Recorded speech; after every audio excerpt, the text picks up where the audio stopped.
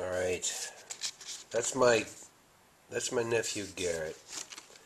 That's my brother-in-law Kevin and Garrett and Calvin. Now, the story behind Calvin is when he was born. Kevin, my brother-in-law, was dating someone else other than my sister, and they were going through a tough time, and she didn't want to have the child because she got pregnant, and Kev fought very hard for her not to have an abortion and to have the child, and this incredible blessing of Calvin came out. And then Kevin took Calvin as an infant and raised him, and my sister came into Kevin's life, and my sister raised Calvin. So, we had Calvin in our lives, and it was simply fantastic. We had this beautiful little boy who needed lots of love and care, and my family was very good at that. So we did that. We took Kevin and we took Calvin under our wings, and Kevin came out, and they lived out in an area by my parents, and it was wonderful. And then Garrett was born, and they had a nice, beautiful little family, and we got to be part of them. Of course, I was in California, and then they moved to Cumberland, Maryland, which was about 3.5 hours north.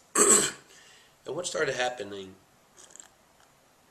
in school is my nephew Calvin had trouble in school for varying reasons. I'm ADHD.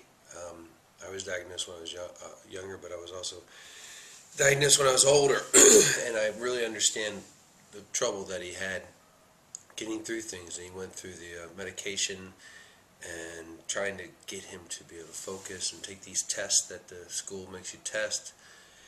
And he was one of the kids in America who couldn't test and felt bad about themselves, and basically when he was able to, he got out of school.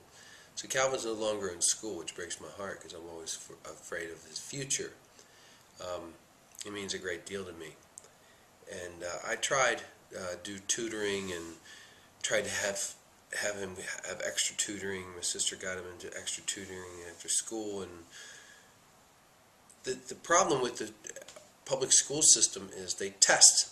They test you, and they teach you all the way up to that test, and then you take that test, and you very quickly start to learn for the next test, and you test, and then you do state tests, and then if you fail those tests, they try not to leave you behind, as we all know.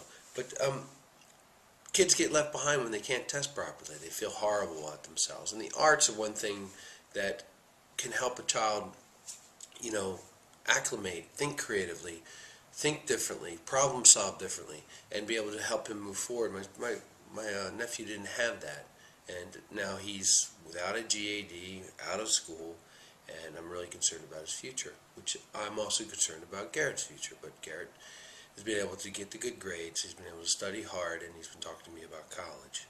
One thing about the arts, I've been told, studies from Johns Hopkins University show that kids that are in the arts are more likely to test better in these academic tests and also go to college and pursue a greater education.